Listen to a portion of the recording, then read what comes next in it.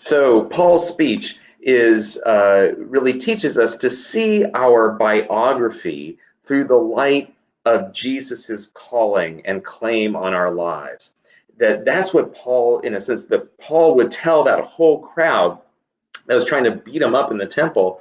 He tells them the story of his life as the story of somebody that Jesus has claimed for a mission, claimed for a purpose. That the meaning of his life, excuse me, can be understood really only through his relationship to Jesus. And that's true of all of us. We're all called to reinterpret our lives in light of Jesus's love. A reading from the Acts of the Apostles. Just as Paul was about to be brought into the barracks, he said to the tribune, "May I say something to you?" The tribune replied, "Do you know Greek?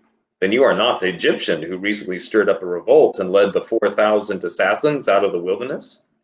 Paul replied, "I am a Jew from Tarsus in Cilicia, a citizen of an important city. I beg you, let me speak to the people." When he had given him permission, Paul stood on the steps and motioned to the people for silence. And when there was a great hush, he addressed them in the Hebrew language, saying, "Brothers and fathers, listen to the defense that I now make before you." When they heard him addressing him in Hebrew, they became even more quiet. Then he said, "I am a Jew, born in Tarsus in Cilicia, but brought up in this city at the feet of Gamaliel, educated strictly according to our ancestral law, being zealous for God, just as all of you are today. I persecuted this way up to the point of death by binding both men and women and putting them in prison, as the high priests and the whole council of elders can testify about me. From them I also received letters to the brothers in Damascus, and I went there in order to bind those who were there and bring them back to Jerusalem for punishment.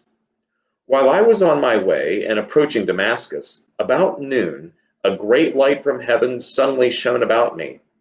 I fell to the ground and heard a voice saying to me, 'Saul, Saul, why are you persecuting me?' I answered, 'Who are you, Lord?' Then he said to me, 'I am Jesus of Nazareth, whom you are persecuting.' Now those who were with me saw the light, but did not hear the voice of the one who was speaking to me. I asked, 'What am I to do, Lord?'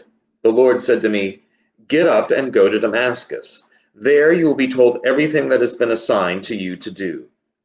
Since I could not see because of the brightness of that light, those who were with me took my hand and led me to Damascus.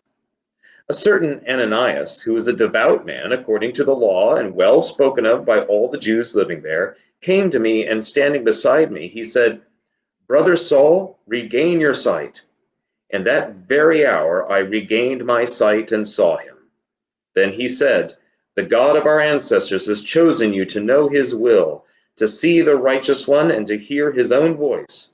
For you will be his witness to all the world of what you have seen and heard. And now why do you delay? Get up, be baptized, and have your sins washed away, calling on his name.'" The word of the Lord.